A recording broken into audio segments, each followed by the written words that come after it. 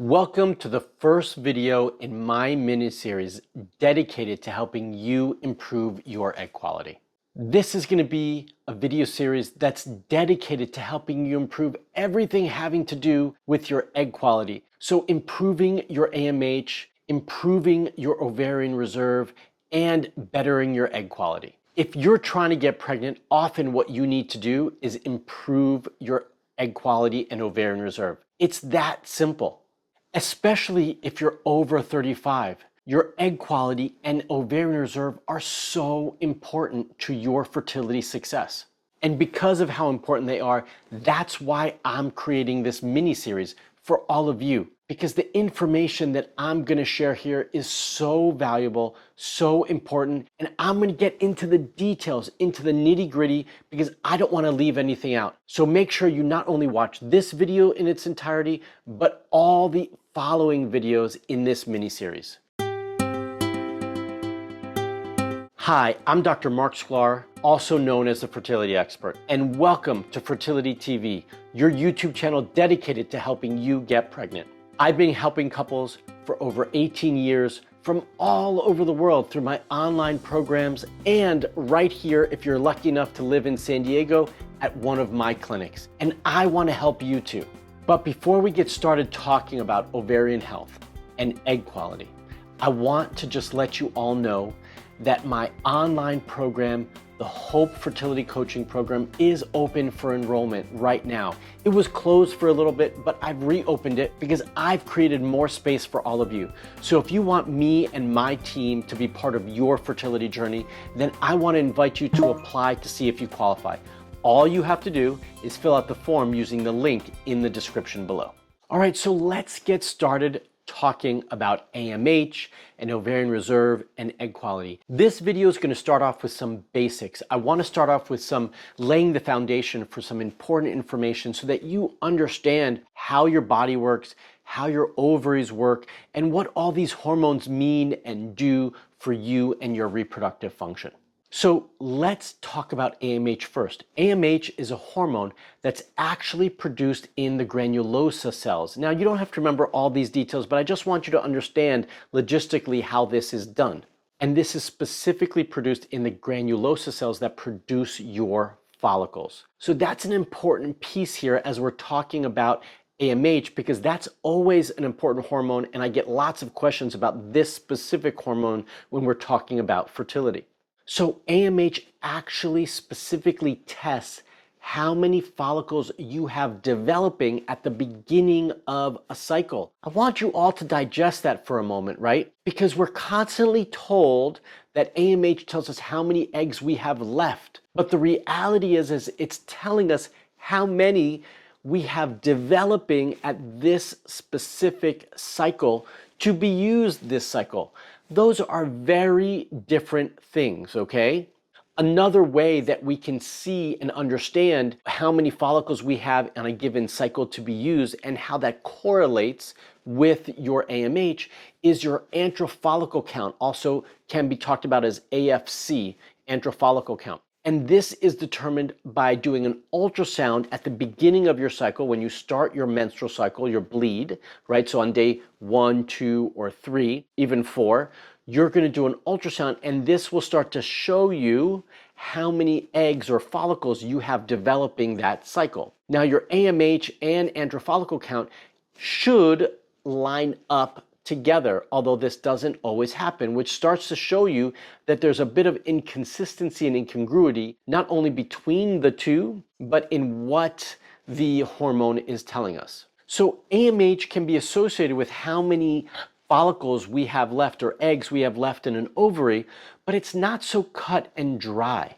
right? I have talked about this in many other videos in the past. If you want to watch some of those videos where I dive a little bit deeper into AMH and FSH, you can check that out right here. But for the sake of this video, I just want you to understand what AMH means, what it really means, how it correlates with your antral follicle count, and what it might mean for how many eggs you have, not only on this cycle, but in the future.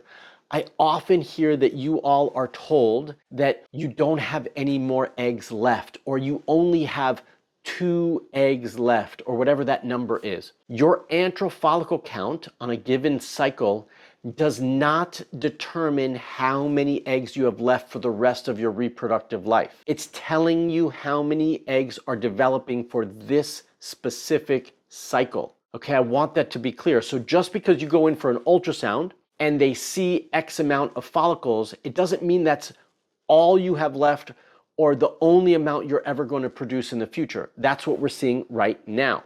Now, your AMH is the same. When you get a number for AMH, it's not telling you, this is how many millions of follicles you have left. It's telling you that we think that this range of number in the AMH is an acceptable and okay number that tells us you have a sufficient amount of eggs or ovarian reserve to continue to keep trying moving forward in your reproductive journey.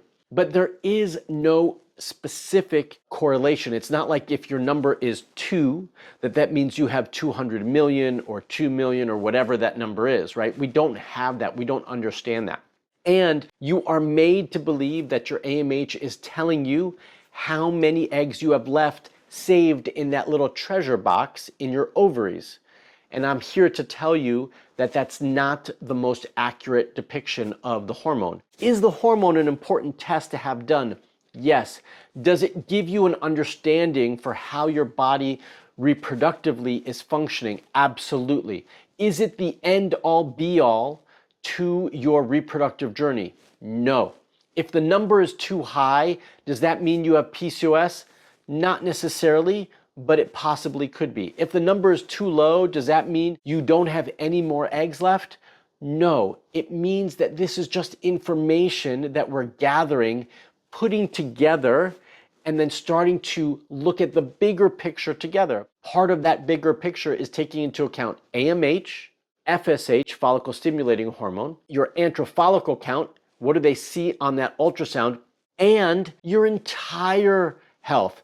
What does your menstrual cycle look like? How long is it? Do you ovulate regularly? Have you had children before? Do you have a history of miscarriage? What other health issues do you have? How are all of these things impacting your overall fertility picture? And so we have to look at that together and not just isolate one hormone and get very concerned about what your fertility future is based on that one variable. Anytime we talk about ovarian health, AMH, egg quality, we have to talk about mitochondrial function, okay? This is the powerhouse of the cell, the energy stores of the cell. That's what the mitochondria are, and this is crucial for ovarian health and reproductive function. Your embryo health is predicated on your cell's ability to generate energy, and this comes from the mitochondria. This is one of the most important pieces of what we need to address in our ovarian rejuvenation and in our egg quality and ovarian reserve process. So I don't want you to forget about this word and term mitochondria, because I'm going to bring this up repeatedly, not only in this video, as I've already done a lot, but in all the other videos in this mini-series that you don't want to miss, because I'm going to dive deeper into this topic in multiple areas. We also know that as we age, mitochondrial function declines, not just for reproductive health, but for all of our overall health. That's part of the aging process, the declining aging process. And this equates to more damage to the DNA of the mitochondria, which will affect your AMH and your FSH, which is why mitochondria is so important. And restoring proper mitochondrial function is going to have such an important effect on your ovarian health and your fertility future. So now that we've kind of laid a basic foundation for AMH and ovarian health and FSH, what should we be getting tested? What lab tests should we be doing? So the most important lab tests that we need to be doing are AMH, anti-Müllerian hormone, FSH, follicle stimulating hormone, and with those, LH, luteinizing hormone, estradiol, also known as E2. These are the foundational ones. I also believe that we need to have a comprehensive understanding of our overall hormonal picture. And so with that, I do think we need to have our androgens, our testosterone, both free and total, DHEA tested. And I do believe we need to start to look at your thyroid as well. So your TSH in addition to that. These are some of the basic hormones that we need to have tested. And in the next video, I'm going to talk about how you can get those things tested a little bit easier. I want the testing to be made affordable and simple and easy for all of you. It shouldn't be so difficult to get your lab test done, which is why I'm going to address that in my next video. In several of my stories of hope, these are when real women who I've worked with share their stories with all of you. We have often talked about AMH, and that is no different than the last story last week that I shared with all of you from Tara. She talked about how she was looking at her AMH. She realized how low it was and how much that influenced her belief in her own body's ability to get pregnant. And we also heard that from Donna as well, how important this number, this AMH number, and egg quality ovarian reserve was as well. These are important real tests that need to be done, and they give us a lot of information on what we need to do moving forward. Now, I'm not saying that you get those testing done and get all upset like Tara did. I want you to just have a real basic understanding for what it means and understand that there's so much more that you can do about it, just like they did when they joined my program, right? You all have the ability to change these numbers, but we need to understand the numbers first so that we know what to do about them moving forward. So what are the variables that influence these numbers? What are the variables that influence egg quality and ovarian reserve and the hormones that we've been talking about today? Well, there are many of them, and many of them you have control over. You can influence them by changing what you're doing, right? So the first one that I want to talk about is actually one that you somewhat can change and someone can't. That's genetics, right? We're all born with a certain genetic makeup that was passed down to us. Now, the genetic makeup that was passed down to us, we cannot change. What we can change is the way our body handles that information, right? So if you think about your genetics as a bank of light switches, so some of us are born, let's just say in my case, I have a light switch genetics that says I have hazel eyes and brown hair, right? And that I'm going to be X tall, right? All these light switches are turned on for me. But I don't have a light switch for blonde hair, and I don't have a light switch for blue eyes. My dad has blue eyes, but I don't have blue eyes. That was not passed down to me, okay? So that's what I'm talking about with light switches in terms of your genetic makeup.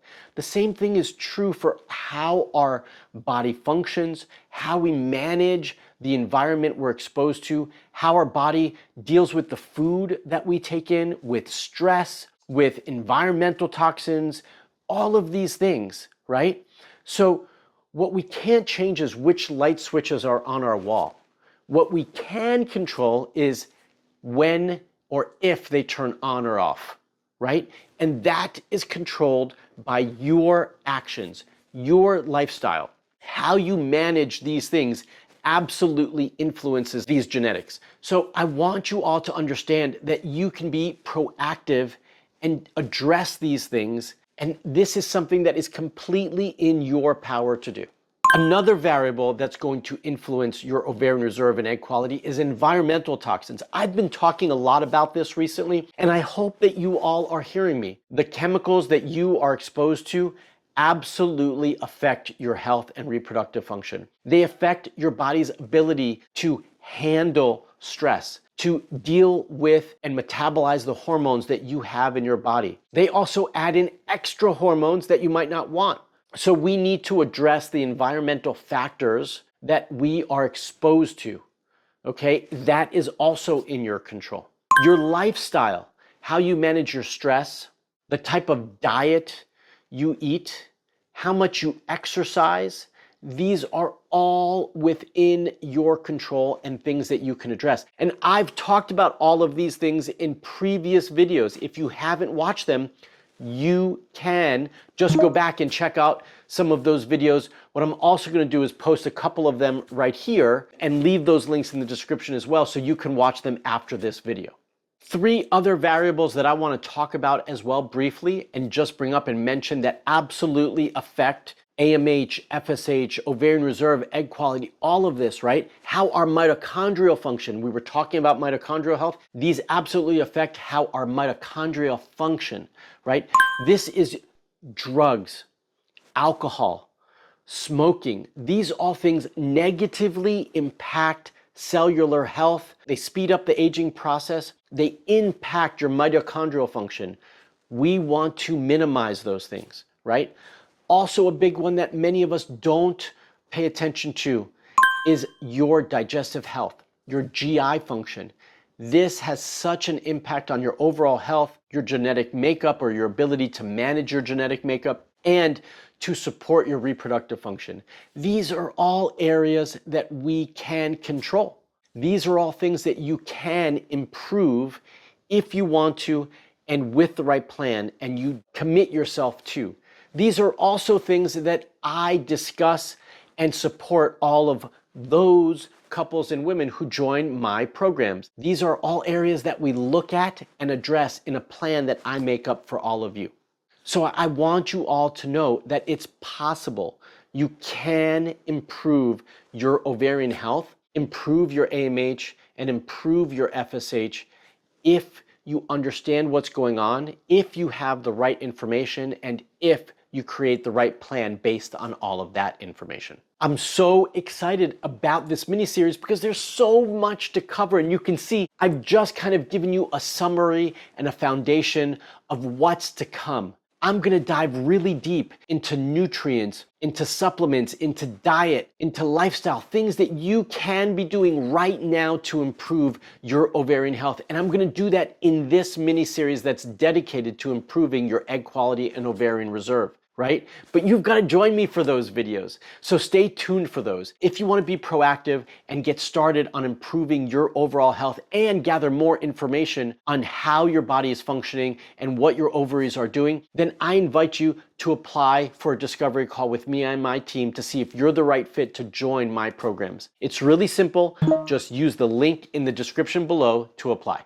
All right. The second video in this mini-series is coming out next week. But if you're not already subscribed to my YouTube channel, then you're not going to get notified when I put that out. So make sure you hit that bell to subscribe and get notified. If you liked this video, give me a thumbs up. If you found it valuable, I want to know why.